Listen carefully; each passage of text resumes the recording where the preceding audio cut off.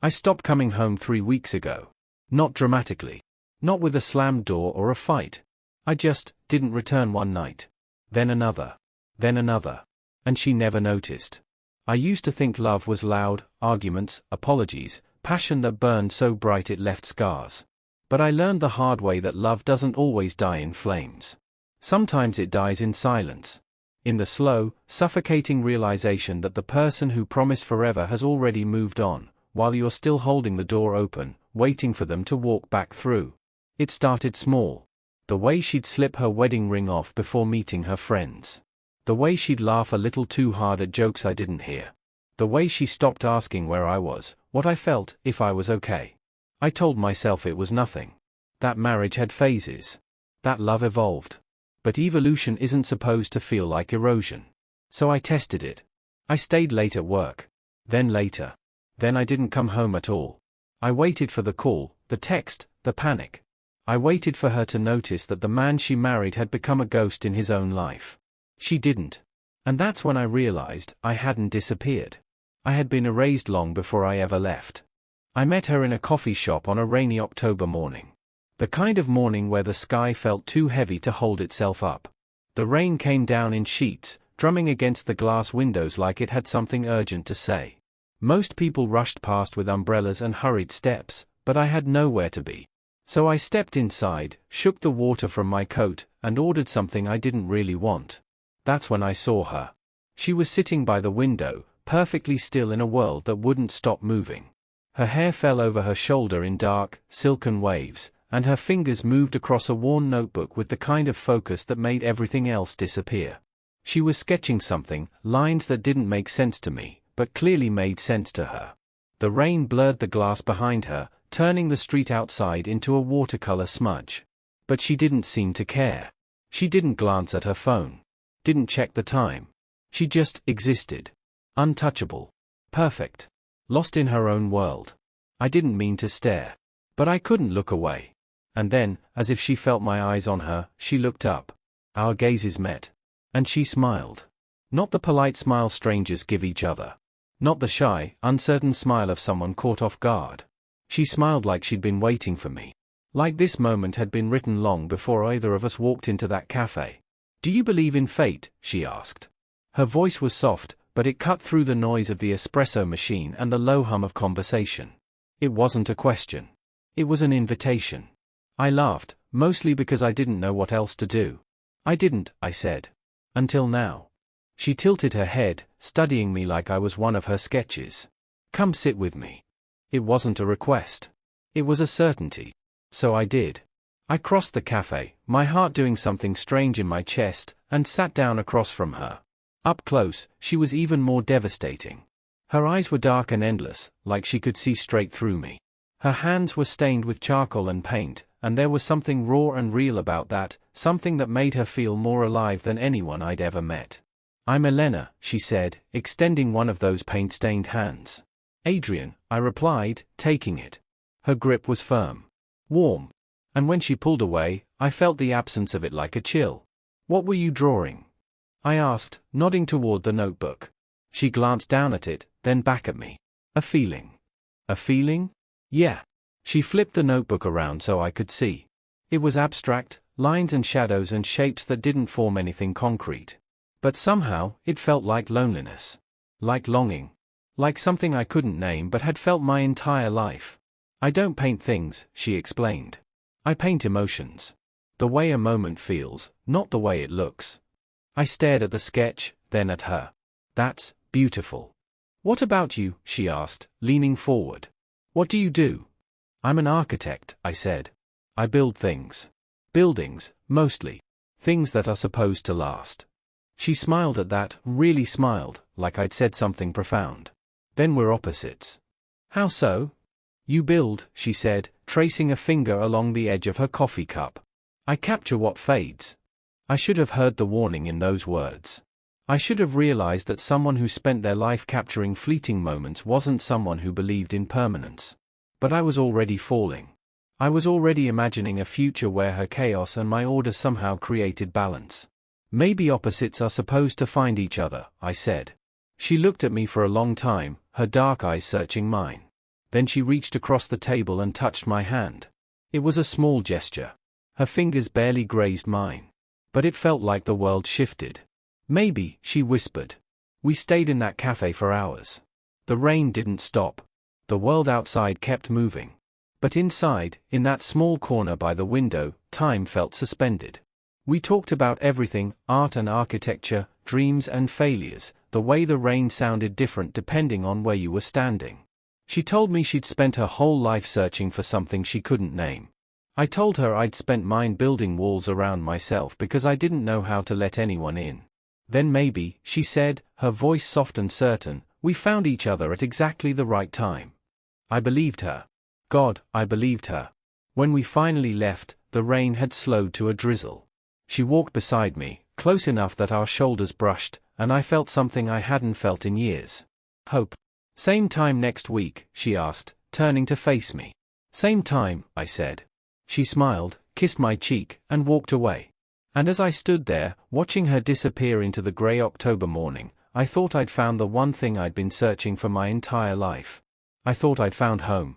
The first year felt like a dream I didn't want to wake from. It wasn't perfect. It was messy and chaotic and nothing like the orderly life I'd built for myself. But it was *hours. And that made it perfect in a way nothing else ever had been. We moved in together after 6 months. It happened slowly, the way most important things do. She started leaving clothes at my apartment. Then a toothbrush. Then her paints and canvases. One day, I looked around and realized she'd claimed every corner of my space, and I didn't mind. If anything, I loved it. She painted in the living room, her easel set up by the window where the light was best. I sketched blueprints at the kitchen table, my drafting tools spread out in organized chaos. Our lives bled into each other in the most beautiful way, her spontaneity, my structure, somehow creating a rhythm that felt like a song only we could hear. She used to wake me up at 3 a.m. just to show me a finished painting.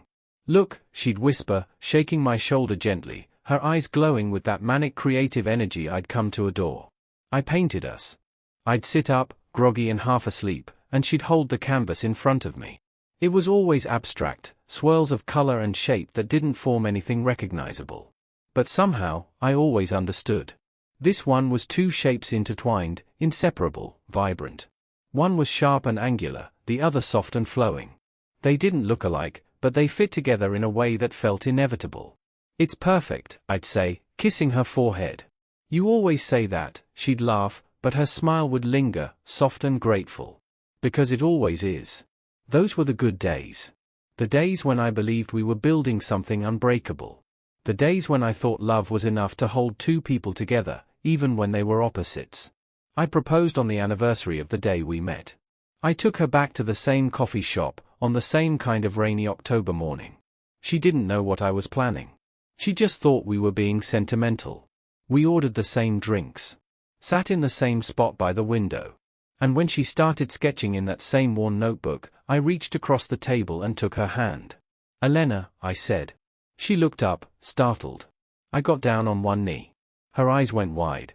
Her hand flew to her mouth. And I saw something in her face I'll never forget, pure, unfiltered joy. "You taught me that love doesn't have to make sense," I said, my voice steady even though my heart was pounding. "It just has to be real. And this, ***, is the realest thing I've ever known." I pulled out the ring. Simple. Elegant. Timeless. "Marry me." She didn't hesitate. "Yes," she breathed, tears streaming down her face. "Yes. Yes. ***, yes. I slid the ring onto her finger, and she pulled me up and kissed me like the world was ending. Like we were the only two people who'd ever mattered. And for a while, I believed we were. She wore that ring like it was part of her body.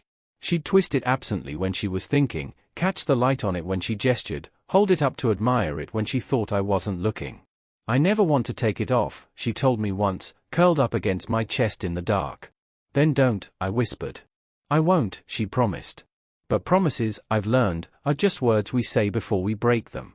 The cracks started small. So small I didn't even notice them at first. She stopped waking me up to show me her paintings. She started staying up later, disappearing into her art in a way that felt less like passion and more like escape. I'd come home from work and find her standing in front of a canvas, staring at it like it held the answers to questions she wouldn't ask me. "Everything okay?" I'd say. "Yeah," she'd reply, not looking at me. Just thinking. I didn't push. I told myself she was just in a creative phase. That artists needed space. That love meant giving someone room to breathe. But space, I was learning, can become distance. And distance can become a canyon you don't know how to cross. One night, I woke up at 3 a.m. Not because she'd woken me to show me her work, but because the bed beside me was empty. I found her in the living room, sitting on the floor in front of a blank canvas. She wasn't painting. She was just staring. "Elle?" I said softly. She didn't respond. "Elena." She blinked, as if coming back from somewhere far away. "Sorry. I didn't mean to wake you." "You didn't. Are you okay?" "I'm fine," she said. But her voice was flat. Hollow. I sat down beside her, wrapping an arm around her shoulders. She leaned into me, but it felt mechanical. Like she was going through the motions. "Talk to me," I said. "There's nothing to talk about." "Then why do I feel like I'm losing you?" She pulled away, just slightly. "Just enough. You're not losing me. I'm right here." But she wasn't. Not really. And for the first time since I'd met her in that coffee shop, I felt afraid. Because love, I was learning, isn't a static thing. It doesn't stay still just because you want it to. It grows, or it withers. And ours. I didn't realize it was dying until I was already choking on the silence. It was small. So small I almost missed it. We were getting ready to meet her friends for brunch. It was one of those lazy Sunday mornings where the sun felt warm and forgiving, and everything should have felt easy. She was standing in front of the mirror, putting on her earrings, humming some tune I didn't recognize. I was tying my shoes when I noticed. Her left hand. Bare? The ring was missing. "Babe," I said carefully, trying to keep my voice light. "You forgot your ring." She glanced at her hand, then shrugged, like it was nothing. "Oh. Yeah, it feels tight lately. I'll wear it later." "Tight?" I repeated. "Yeah. I think my fingers are swollen or something." She turned back to the mirror, adjusting her hair. "It's not a big deal." I wanted to push. I wanted to ask when it started feeling tight, why she hadn't mentioned it before, why she wasn't wearing it now if it was just a sizing issue. But I didn't. I told myself it was nothing. That I was overthinking. That married couples didn't need to wear their rings every second of every day to prove their love. So I let it go. But at brunch, I couldn't stop thinking about it. We sat at a table with her friends, people I'd met a few times but never really connected with. They were artists, like her. Loud. Expressive. The kind of people who filled a room with energy and left you feeling drained. Elena was different around them. She laughed louder. Talked faster. Gestured wildly with her hands, her bare hands and I watched the way the sunlight caught the absence of the ring. She didn't mention me once. Not when they asked what she'd been working on. Not when they talked about their lives, their projects, their plans. She didn't hold my hand. Didn't lean into me. Didn't even glance my way. I felt invisible. At one point, someone asked how long we'd been together. "A while," Elena said, waving her hand dismissively. Then she changed the subject. A while. Not, "We've been married for 2 years. Not, "This is my husband." Just, a while. I stared at her, waiting for her to correct herself. To clarify. To acknowledge me. She didn't. The rest of brunch passed in a blur. I barely touched my food. I just sat there, watching her be this version of herself I didn't recognize. This version that didn't need me. That didn't even seem to remember I was there. When we finally left, I was quiet. She didn't notice. She scrolled through her phone as I drove, occasionally laughing at something and showing it to me without explanation. I nodded, smiled, pretended I wasn't drowning. "Why didn't you wear your ring?" I finally asked, my voice carefully neutral. She sighed, not looking up from her phone. "Does it really matter? It's just jewelry." Just jewelry.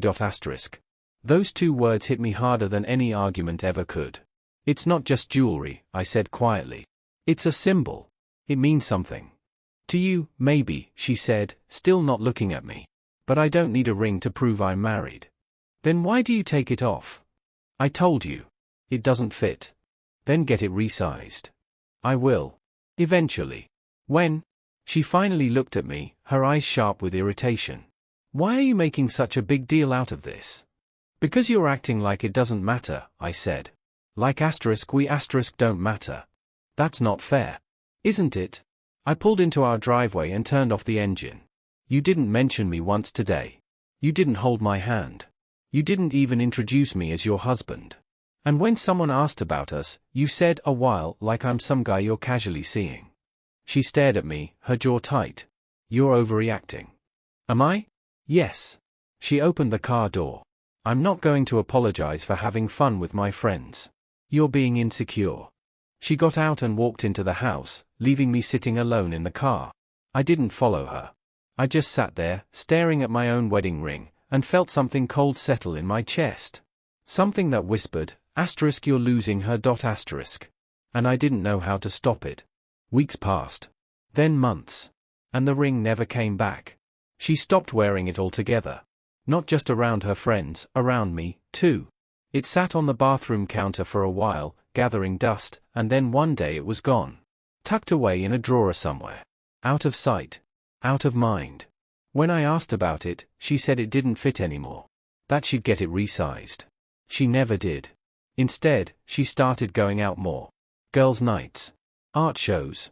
Gallery openings. Dinners with people I didn't know at places I'd never been. She'd text me an hour before she left, casual and breezy, going out tonight. Don't wait up. And I wouldn't. Not because I didn't care. But because I'd learned that waiting for someone who doesn't want to be found is the loneliest thing in the world. She'd come home late, smelling like wine and laughter, and I'd be sitting in the dark, pretending I hadn't been counting the hours. You're still up? She'd ask, surprised. Like she'd forgotten I existed. Yeah, I'd say. How was your night? Good. She'd kick off her shoes, barely looking at me. I'm exhausted. I'm going to bed. And that would be it. No details. No stories. No invitation for me to be part of her world. I tried to talk to her. God, I tried. Is something wrong? I asked one night, after she came home at 2 a.m. for the third time that week. No. Why? Because you're never here anymore. I'm here right now. You know what I mean. She sighed, that familiar sound of exhaustion mixed with irritation. I've just been busy. I have a life outside of this apartment, you know. I know. Are we okay? Of course we're okay. She looked at me like I was being ridiculous. Why wouldn't we be? Because it doesn't feel like it. That's on you, then. She walked past me toward the bedroom. Don't project your insecurities onto me. I stood there, frozen, as her words sank in. Your insecurities. As if wanting to feel connected to your wife was a flaw. As if needing reassurance that your marriage wasn't falling apart was weakness. Another night, I asked if she still loved me.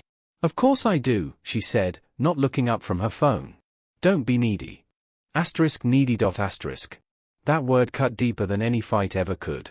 Because it wasn't just a dismissal. It was a judgment. It told me that my need for connection, for intimacy, for her was a burden. So I stopped asking. I stopped waiting up when she went out. I stopped trying to have conversations that she clearly didn't want. I stopped reaching for her hand when we sat together on the couch. I stopped trying to hold on to someone who was already halfway out the door. Instead, I stayed late at the office. At first, it was an excuse. A way to avoid coming home to an empty apartment. A way to postpone the ache of realizing she didn't miss me. But then it became something more. I threw myself into work. I took on bigger projects, longer hours. I told myself I was giving her space. But really, I was testing her. Would she notice? Would she care?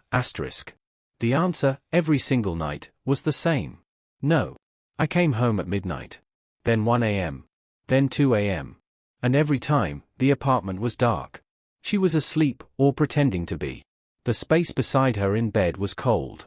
One night, I didn't come home until 4 a.m. I walked into the bedroom, exhausted, and looked at her sleeping form. She was curled on her side, facing away from me, her breathing slow and even. I stood there for a long time, just watching her. And I realized something that shattered me. She didn't even know I'd been gone. The next morning, I waited. I made coffee. I sat at the kitchen table and waited for her to wake up, to ask where I'd been, to show even the smallest flicker of concern. She walked into the kitchen, yawning, and poured herself a cup. "Morning," she said. "Morning." She scrolled through her phone, sipping her coffee. "I was out late last night," I said, testing the waters. She hummed, not looking up. "Did you notice?" "Notice what?" "That I wasn't here." She finally glanced at me, her expression mildly confused. "I was asleep." "Why would I notice?" "Because I'm your husband." She rolled her eyes. "You're being dramatic again." And just like that, the conversation was over. I stopped coming home early after that. I stopped trying to be present in a life where I was clearly just background noise. And the worst part? She didn't even notice. I found out by accident.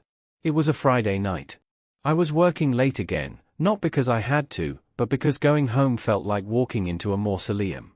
I was scrolling mindlessly through my phone during a break when I saw it. A photo. One of Elena's friends had posted it on social media. The caption read, "So proud of my girl and her new Muse artist palette sparkles, *." I almost scrolled past it. But then I saw her. Elena. At a gallery opening I didn't know about. Wearing a dress I'd never seen. Her hair done, her smile bright, her arm wrapped around someone. A man. Tall. Confident. The kind of guy who looked like he belonged in her world, artistic, effortless, the type who probably quoted poetry and knew the right wines. They were standing close. Too close. And she wasn't wearing her ring.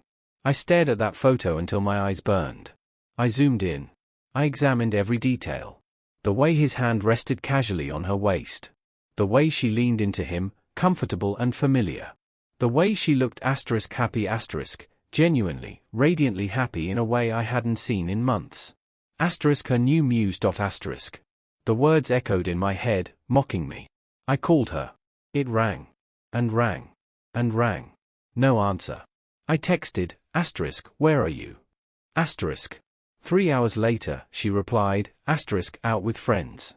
Be home late." That was it. No explanation. No apology. No acknowledgement that she'd been at an event with another man.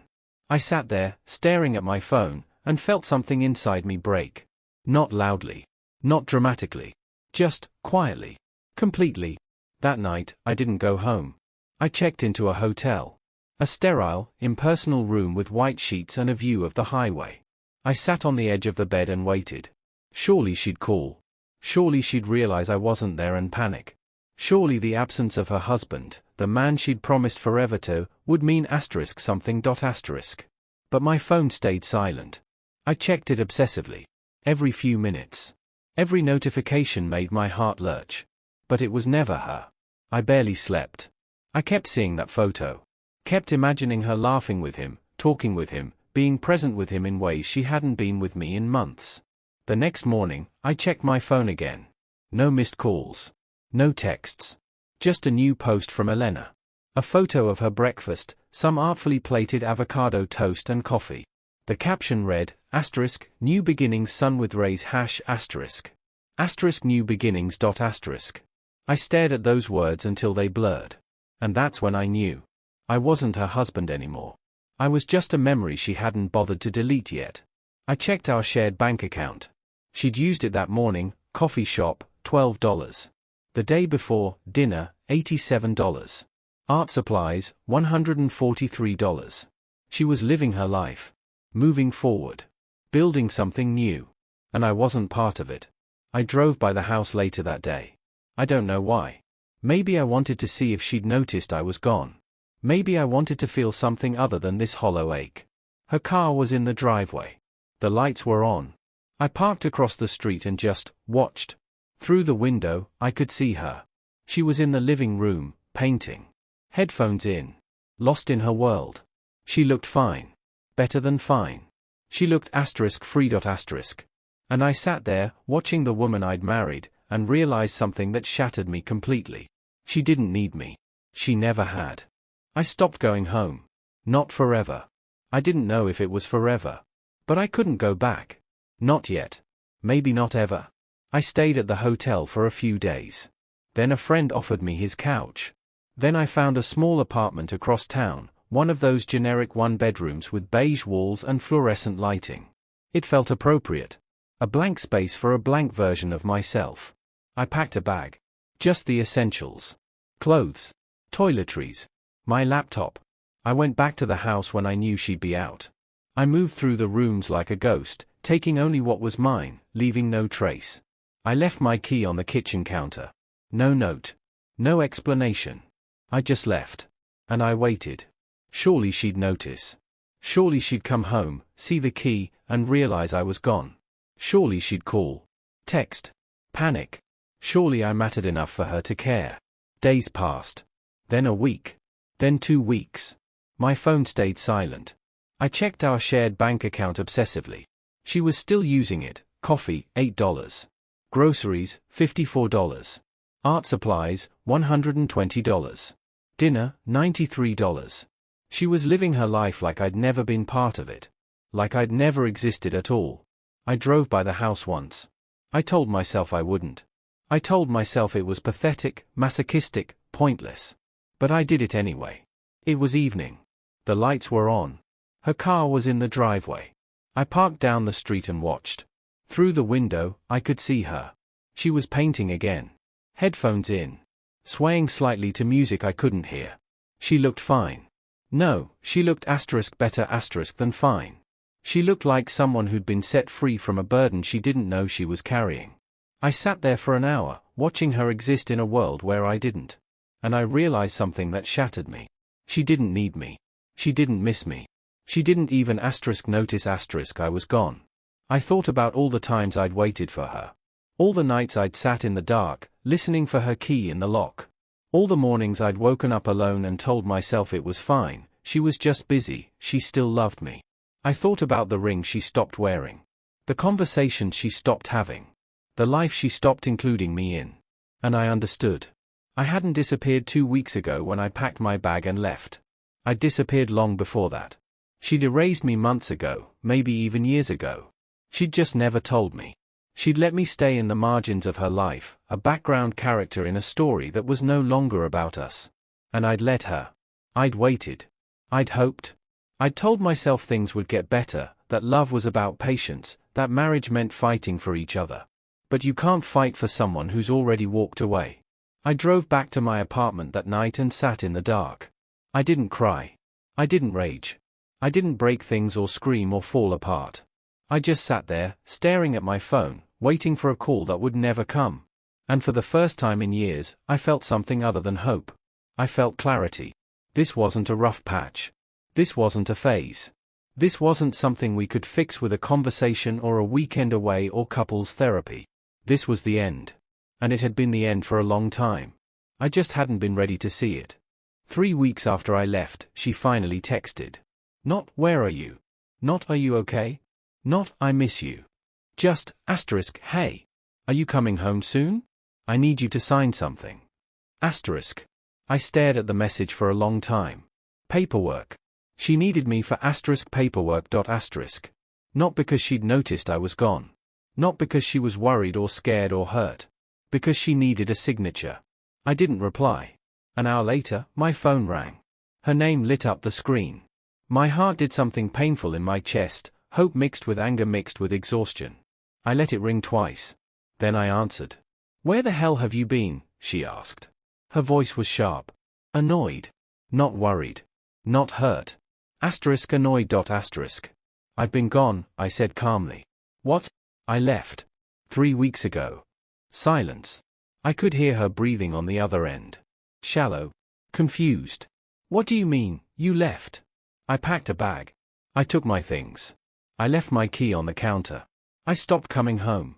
More silence. Are you serious right now? Yes. Why didn't you tell me? I laughed. It was bitter and broken. I wanted to see if you'd notice. Notice what? That I was gone, Elena. That your husband had disappeared from your life. She stopped. I could hear her pacing. That's insane. You're being dramatic. Dramatic. There it was again. That word. I disappeared for 3 weeks, I said, my voice eerily calm. And you didn't even realize. You didn't call. You didn't text. You didn't wonder where I was. You just kept living your life. Like I didn't exist. I've been busy. Busy forgetting I exist. That's not fair. Isn't it? I could feel something cold and sharp settling in my chest. Tell me, Elena. When was the last time you asked how I was? When was the last time you looked at me, really looked at me? When was the last time you wore your wedding ring? She didn't answer. I've been erasing myself from your life for months, I continued. Staying late at work. Coming home later and later. Waiting for you to care. And you didn't. So I left. And you still didn't care. Until you needed something from me. You're twisting this. Am I? My voice cracked. You texted me because you need me to sign something. Not because you missed me. Not because you were worried. Because you need me for paperwork. Silence. Then, quietly, what do you want me to say? I wanted you to notice, I whispered. That's all I ever wanted. I wanted to matter to you. I wanted to feel like I was more than just furniture in your life. You do matter. No, I don't. I closed my eyes. If I mattered, you would have noticed I was gone. If I mattered, you would have called. You would have cared. This isn't fair, she said again, and I could hear something in her voice now, defensiveness, maybe guilt. But not love. Never love. You're right, I said. It's not fair. But it's the truth. So what now, she asked. You're just done. I've been done for a long time, Elena. I just didn't realize it. She was quiet for a long moment. Then, what do you want me to do? Nothing. My voice was steady now. Certain. I don't want anything from you anymore. Don't do this. You already did it. I took a breath. You stopped wearing your ring. You stopped seeing me. You built a life that didn't include me. I just finally had the courage to walk away from it. Please. I hung up. My hands were shaking. My heart was pounding. But I felt something I hadn't felt in months. Relief. She called back. I didn't answer. She texted. I didn't read it. She called again. And again. I turned off my phone. And for the first time in years, I let myself breathe. I rebuilt myself in the space she left behind. It didn't happen overnight. Healing never does. But slowly, piece by piece, I started to remember who I was before I became someone who waited in the dark. I threw myself into work. Not as an escape this time, but as a purpose. I took on bigger projects. I traveled for clients. I stayed late not because I was avoiding an empty apartment, but because I was building something. Something mine. My boss noticed. You've been on fire lately, he said during a quarterly review. Whatever you're doing, keep doing it. I smiled. Just finding my rhythm. But it wasn't just work. I started running in the mornings. Something I hadn't done since college. At first, I could barely make it a mile. But every day, I went a little farther. Pushed a little harder. Running became meditation. A way to clear my head. A way to prove to myself that I was still here, still capable, still alive. I started reading again. Books I'd meant to read for years but never had time for. Fiction. Philosophy. Memoirs of people who'd rebuilt themselves from nothing. I went to a coffee shop one Sunday morning, not the one where I'd met Elena, but a different one. I sat by the window with a book and a cup of coffee, and I realized something. I was okay. Not happy. Not yet. But okay. And okay was a start. People noticed. A colleague asked me out for coffee. Not a date, just coffee. We talked about work, about life, about the weird liminal space of being in your 30s and not knowing what comes next. It felt good. Normal. Human. An old friend from college reached out. We hadn't spoken in years. He said he'd been thinking about me, wanted to catch up. We met for drinks. We laughed about old memories. We talked about where we'd been, where we were going. He didn't ask about Elena. I didn't bring her up. And that felt like progress. Weeks turned into months. I moved out of the generic apartment and into a place that felt like mine. I bought furniture. Hung art on the walls. Cooked meals that weren't just cereal or takeout. I wasn't the same man who sat in that hotel room, staring at his phone, waiting for a text that never came. I was someone new. Someone who didn't need external validation to feel whole. Someone who'd learned that being alone wasn't the same as being lonely. And one day, I realized something. I didn't miss her. I missed the idea of her.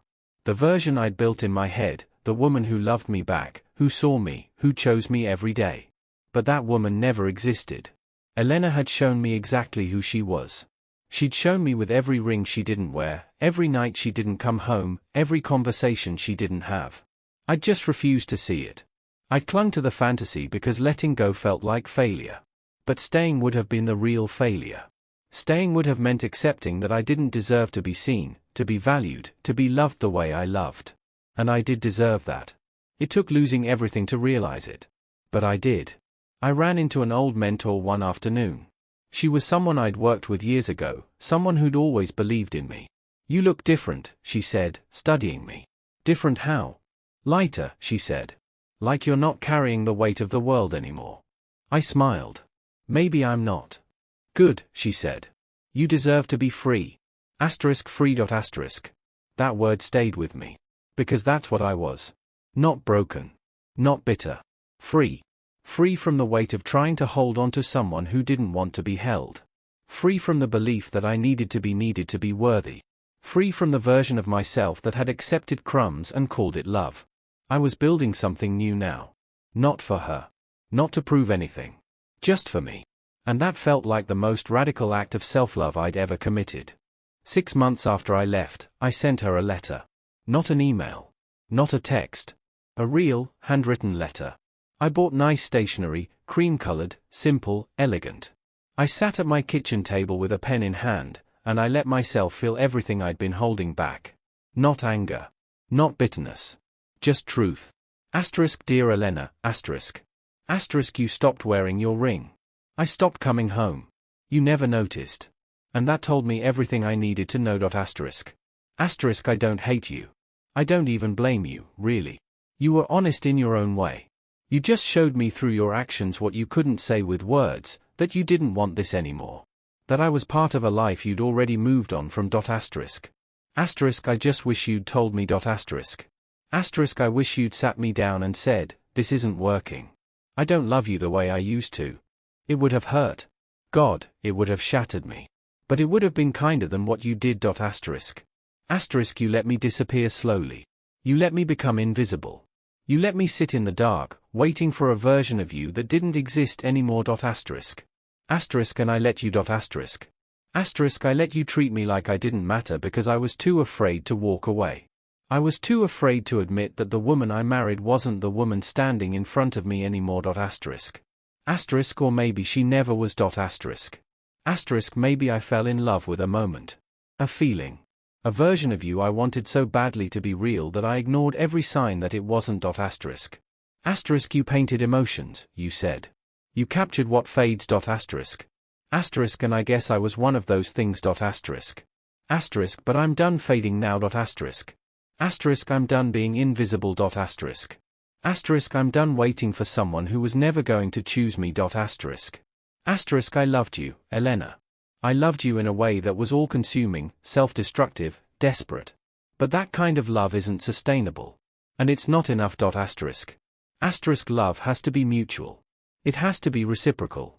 It has to be seen. And you didn't see me. Maybe you couldn't. Maybe I expected too much. Maybe we were always going to end up here. But I'm not angry anymore. I hope you find what you're looking for. I hope your new muse gives you everything I couldn't.